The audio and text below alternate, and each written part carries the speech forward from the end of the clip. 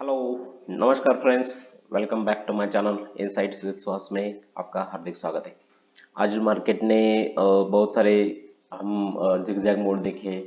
देखो, ये जो स्क्रीन पे आप दिख रहा है, ये अगर हम पहले सबसे पहले शुरुआत करते हैं डेली हॉर पे, अपना टाइम फ्रेम पे। अगर आप डेली टाइम फ्रेम पे देखोगे, मैंने 2 दिन पहले हमारा जो वीडियो था मैंने वो भी बताया था कि अगर मार्केट यहाँ से ब्रेक होता है और फिर से अगर यहाँ तक आता है और यहाँ आने के बाद थोड़ा सा रुकता है, अगर समझो ये लेवल पे मार्केट यहाँ आकर रुकता है, समझो इस लाइन पे रुक रहा है, 300 350 के पास रुक रहा है या उसको ब्रेक करके ऊपर जा रहा है, या उसके बाद अगर यहाँ पे ये सेलर वाले अब अगर एक्टिवेट हो गए तो यहाँ से एक अच्छा सा, ये देखो, इसको मैं रेड करता हूँ, सबसे पहले फॉरेक्स करता हूँ, ठीक है।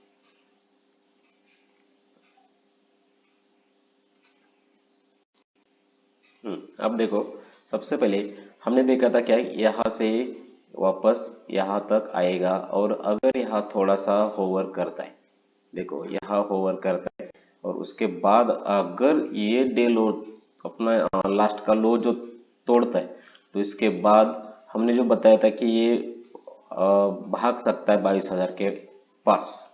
तो हम देखते क्या है कि मार्केट में सबसे पहले प्रोबेबिलिटी देखते हैं, उसके बाद जो हमारे फैक्टर्स है वो देखते हैं।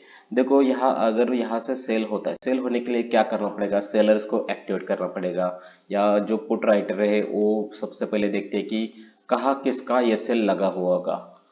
एसएल एसएल का गेम है सब। अगर मार्केट को आप समझना चाहते हो तो एसएल का गेम है। अगर आप एसएल देखो कहाँ एसएल लगा होगा, ये यहाँ भी गैप अप है, यहाँ भी गैप डाउन है। तो यहाँ हम दो जोन सबसे पहले ड्रॉ करते हैं। देखो, ये एक जोन और दूसरा जोन यहाँ है, छोटा जोन है मगर है। देखो, ये जोन है। अगर इसमें ये इसको ब्रेक करता है अप साइड में और ये गैप फिल करता है, और ये गैप फिल करने के बाद सेम ऐसा थोड़ा सा मूवमेंट करता है और उसके बाद वापस जाता है, तो मार्केट में बहुत अच्छा मूवमेंट अप साइड के लिए आएगा। क्योंकि कोई न्यूज़ हो ना हो, अगर ये एक्सपायरी के दिन तक ऐसा ही चलता है और एक्सपायरी के दिन अगर शॉर्ट कवरिंग आती है तो इनके एसएल तो हिट होने ही, एसएल हिट होने के बाद मार्केट तूफानी से भागता है। अगर समझो शॉर्ट करने वाले यहाँ से भागने लगे तो मार्केट में बाइंग का प्रेशर भी आता है और उनका भी प्रेशर आता है, जो शॉर्ट कवरिंग करने वाले उनका भी। तो डबल, और उसके बाद जो सेलर्स बैठे होते हैं उनको पूरा एक्सपायरी का जबरदस्त पैसा खाने का होता है, तो वो पुट राइट भी करते हैं। पुट राइट, कॉल बायर्स और कॉल शॉर्टर फिर से रीबाय करने वाले। तो मार्केट का गेम समझो सब एसएल का है। मार्केट सबके एसएल लेने के लिए सबसे पहले जाता है। अगर आपने एसएल रखा है तो मार्केट को सबसे पहले वो आपका एसएल के पास, क्योंकि उसको बाइंग का ऑर्डर है, उधर सेलिंग का ऑर्डर है। एसएल यानी कि क्या, स्टॉप लॉस, जो आपने एग्जैक्टली लगा के रखा है तो उसको वो लेने का है, तो वो लेने के बाद मार्केट अपसाइड या डाउनसाइड जाता है। तो बहुत सारी प्रोबेबिलिटी होती है मार्केट में। अगर यहाँ से ये देखो, ये समझो गैप फिल किया तो अपसाइड के लिए हम टारगेट लगा सकते हैं।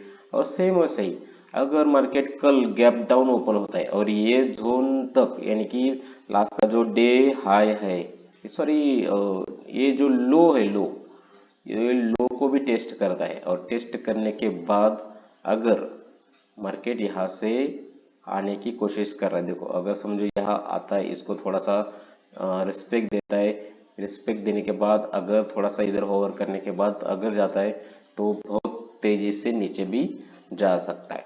तो सब गेम एसएल का है। आप देखो ऑर्डर कहाँ लगते हैं, सबसे पहले डेटा देखो, डेटा पे क्या हो रहा है, कौन निकल रहा है, कौन भाग रहा है, इसको सबसे पहले समझो। अगर 10 बजे के बाद अगर मार्केट को लगता है कि आप यहाँ से निकल रहे हो, आप यानी कि जो सेलर्स है, पुट राइटर है, कॉल राइटर निकल रहे, तो उसके बाद उस साइड में गेम बनता है। तो 10-12 बजे तक आप देखो, वो यूरोपियन मार्केट भी ओपन होता है, उसके बाद ये एफआई वाले भी निकलने की कोशिश कर दे, तो उनके साथ भी हम काम कर सकते हो। काम कर सकते हो यानी कि वो ऑर्डर अगर निकल रहे तो हम भी यहाँ से बाय करेंगे। आप अगर बायर हो तो सिंपल है, ठीक है। तो निफ्टी की प्रोबेबिलिटी क्या है ये तो हमने बताया। अगर आप इसको मैं रिमूव करता हूँ, देखो सिंपल भाषा में मैं आपको बता देता हूँ कि ये अब जोन बन गया है ये वाला, ठीक है। यहाँ भी गैप डाउन है, सॉरी गैप डाउन के कारण यहाँ भी gap fill unfilled unfilled gap है जो हमने अभी बताया था। और अप साइड में भी ये जो जोन है ये भी अनफिल्ड है। तो मार्केट के पास दो चांस है इसको फिल करने के। कल के साइड नीचे ओपन हो जाए या अप साइड ओपन होके ये गैप को फिल करके यहाँ से फिर से अपसाइड या वहां से भी सेल हो सकता है। तो अगर इसको गैप डाउन करके यहाँ तक आता है, इसको फिल करता है और यहाँ कोई थोड़ा सा टाइम लेके अपसाइड जाता है तो इसको भी फिल कर सकता है, क्योंकि एक्सपायरी के दिन ये सब संभव होता है, ठीक है। तो ये गेम है, आप समझो। इसके बाद बैंक निफ्टी का देखते हैं। बैंक निफ्टी में थोड़ा सा बुलिशनेस दिख रहा है। देखो यही से अपसाइड में भी अच्छी बुलिशनेस दिख रही है।